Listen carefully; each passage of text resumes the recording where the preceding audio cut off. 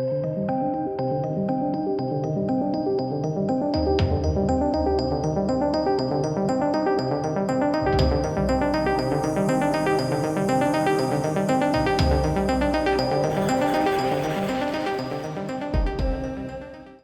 sendiri sudah gumuli menulis buku sudah 23 tahun.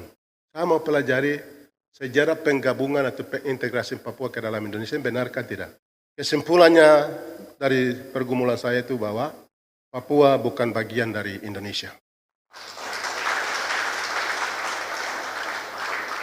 Siapapun silakan datang. Jenderal berbintang kah, presiden insinyur siapa? Datang kami bicara itu. Kita akan bicara perjanjian New York 1562. Ya. Perjanjian Roma 30 September 1962, mari kita bicara. Kita bicara PPR 19, mari kita bicara. You benarkah tidak? Bicara dulu. Tidak boleh. Salah. Satu integrasi yang salah. Penggabungan Papua ke dalam Indonesia yang salah. Keliru. Dan mau melegitimasi itu pakai kekerasan-kekerasan supaya legitimasi itu. Ini yang terjadi. Jadi ketika Lukas NMB menderita, itu penderitaan rakyat Papua.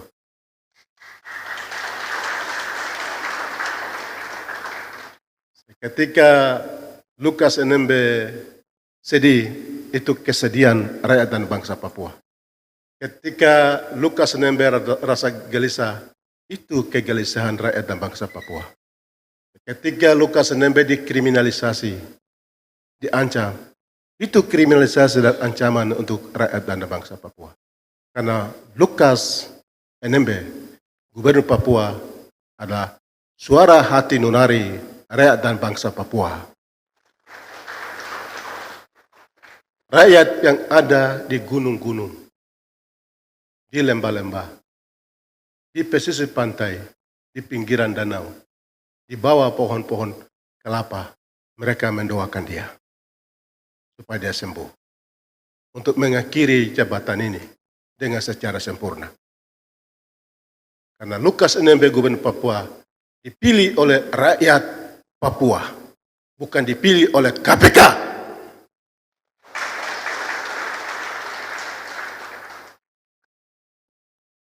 Lukas NMB simbol bangsa Papua.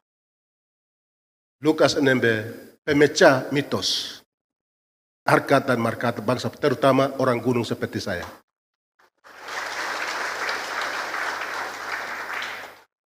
Dulu dari waktu ke waktu, gubernur ke gubernur, teman-teman Papua dari pesisir pantai katakan bahwa orang Papua gunung belum bisa, belum mampu, belum. Hanya Lukas NMB menjadi pemecah mitos. Ada Lukas NMB, gubernur Papua hari ini. Biarkan dia pimpin, selesaikan secara sempurna. Karena rakyat yang memilih, sehingga suara rakyat itu sedang dijaga, yang seperti saya katakan. Di gunung-gunung, di pantai, di pesisir pantai, di pinggiran danau, di bawah pohon-pohon, mereka sedang jaga suara mereka itu. Jadi, saya tidak bicara banyak, tapi akhirnya saya mau katakan, negara ini harus digugat. Indonesia yang menduduki dan menjajah bangsa ini harus digugat. Kita gugat Indonesia ini. Dan kita katakan bahwa tidak pernah hak di atas negeri ini. Sejarah membuktikan itu.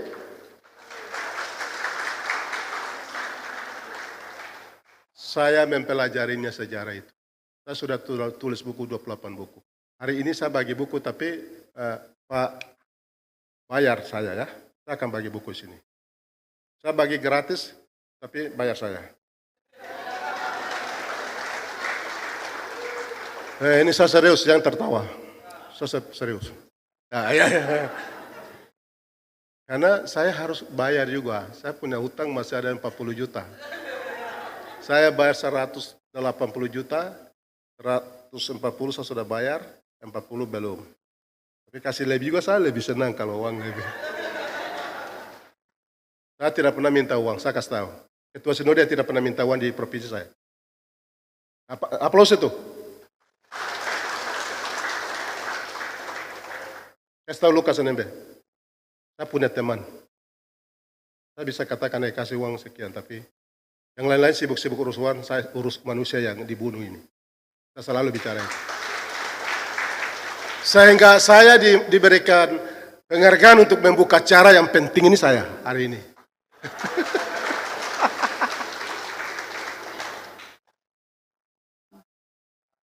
Jadi kita harus kasih tahu Jakarta, Mahfud MD, Mulpodo, siapa itu yang kemarin? Lukas siapa yang kemarin itu? Mulkodo, apa? Minta maaf Pak Mulkodo, minta maaf Pak Jenderal ya,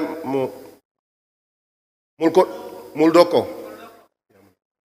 Minta maaf, saya bukan sengaja, tapi memang salah ini kenapa saya tidak tahu.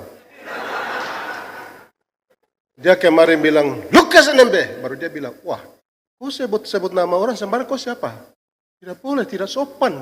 Kau datang dari mana baru paksa-paksa diri untuk kami percaya Anda. Paksa-paksa diri kami tunduk kepada. Siapa yang pernah percaya kau jadi pemimpin kami? Kami ini pernah memimpin bangsa kami sendiri.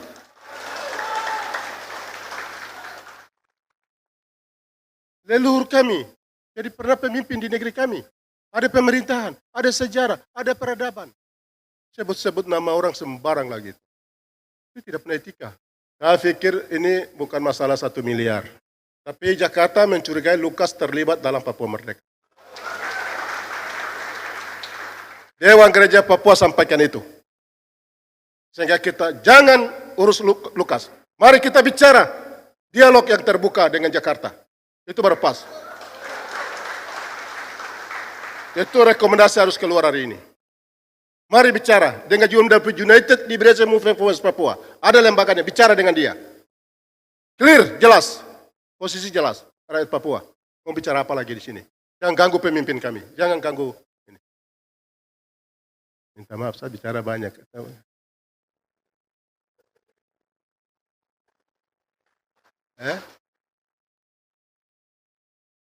Tidak usah lanjut.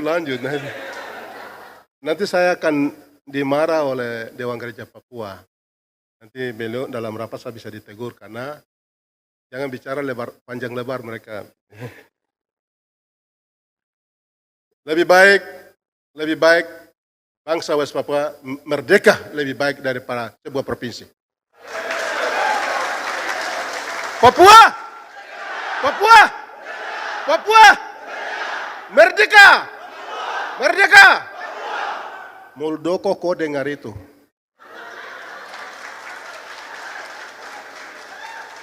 Mahfud kau dengar itu? Papua, merdeka. Ini negeri kami, ini tanah kami, tanah leluhur kami. Sudah cukup, berhenti kriminalisasi. Sudah cukup. Mahfud sudah sembarang kasih kami label teroris. Tidak betul, ini tidak boleh. Leluhur kami bukan separatis. Ini negeri tanah kami. Saya mungkin bisa banyak, jadi saya turun kah?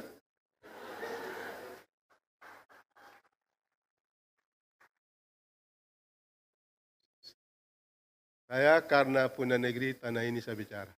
Saya sudah sekolah. Orang tua kami ini terakhir ya. Orang tua kami di pedalaman, mungkin kakak Pascal tahu itu kan belum, tapi saya mau bilang ini. Orang tua kami waktu Pepera itu, kalau kau masih kecil belum lahir, kau tidak tahu. Ada Walilo. Jadi orang tua kami datang Pepera itu, kan disuruh mereka merdeka, tapi mereka bilang mereka begitu. Ini saya kasih tahu ini orang tua bilang merdeka, mereka begitu. Itu mereka toh, bukan merdeka. Kan clear ya? Jangan paksa kami jadi orang lain, jangan paksa kami jadi orang Indonesia.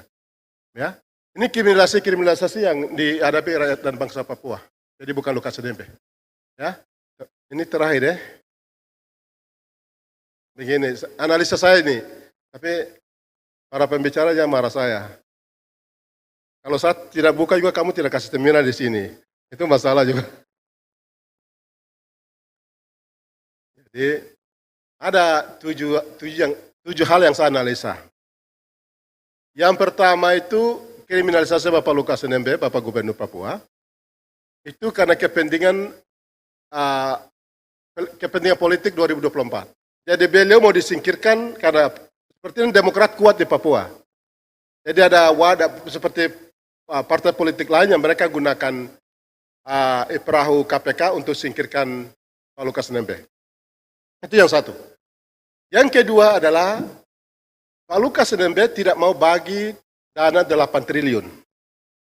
Dana 8 triliun yang ada disuruh bagi ke DOP, daerah otonomi baru, boneka itu, saya selalu bilang boneka Jakarta.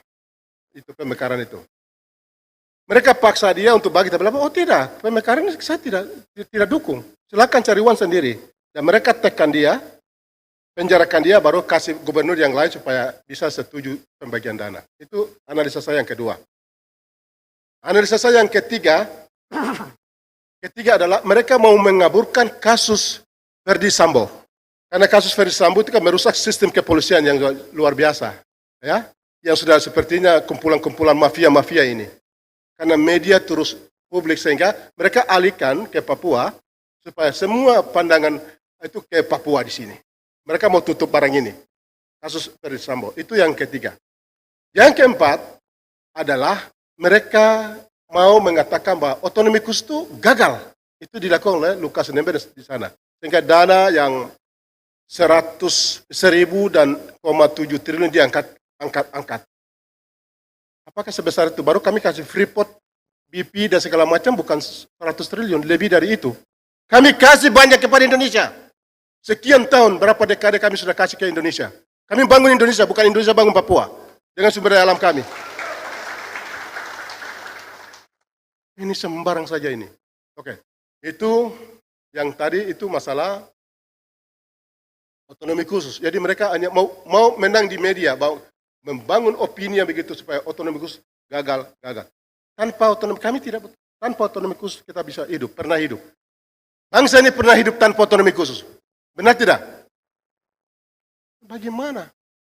Itu yang keempat. Kelima, itu Lukas NMB tidak mau tanda tangan blok wabu. Investasi. Dia tolak investor yang ada, dia tidak mau tanda tangan. Negara mau singkirkan dia supaya mereka taruh gubernur yang bisa setuju tanda tangan investor-investor. Itu keenam. Ya, kelima. Keenam, itu negara mau kaburkan pelanggaran HAM. Kejahatan negara, mutilasi, pelanggaran HAM yang selama ini jadi sorotan internasional, mereka mau kaburkan itu. Baru mereka angkat beliau ini. Tapi pelanggaran HAM tidak akan pernah hilang. Tidak akan. Itu kejahatan negara, kita tetap lawan. Yang terakhir, yang ketujuh, Pak Lukas NMB dicurigai sebagai pendukung Papua Merdeka. Sehingga mereka pakai alasan 1 miliar itu untuk giring beliau. Tapi Lukas NMB adalah gubernur Papua, tidak bisa diberhentikan oleh KPK. Kami akan bersama-sama dengan Bapak Lukas NMB, Bapak Hati Nurani, Bapak Harkat dan Martabat. Kami akan bersama dengan dia. Dia tidak sendirian. Kiranya Tuhan berkati. Dengan mana jangan tipe adakah tidak? Tidak ada. Ya, demi leluhur yang sudah tidak ada di tanah ini. Roh-roh leluhur yang ada. Demi orang-orang asli Papua yang sudah dibantai, sudah dibunuh atas nama NKRI. Termasuk Teishi Loa yang punya tanah Tabi ini. Aristoteles Masoka. 4 orang yang dimutilasi. 3 orang yang dimapi, 1 meninggal. Demi nama mereka. Demi yang ada di penjara Victor Yaimo. Demi yang menderita. Demi yang ada kita hari ini. Dan orang tua kami yang dulu. Rizky Hirio, Herman Wayoyi, orang-orang tua kami yang dulu. Gubernur yang dulu dituduh. Sampai mereka lari. Teman-teman kami yang lari di luar negeri yang ada di Papua Nugini. Di Eropa. Demi nama mereka. Demi anak cucu kami ke depan. Dalam nama Allah Bapa, Allah Yesus dan Roh Kudus. Saya buka acara ini.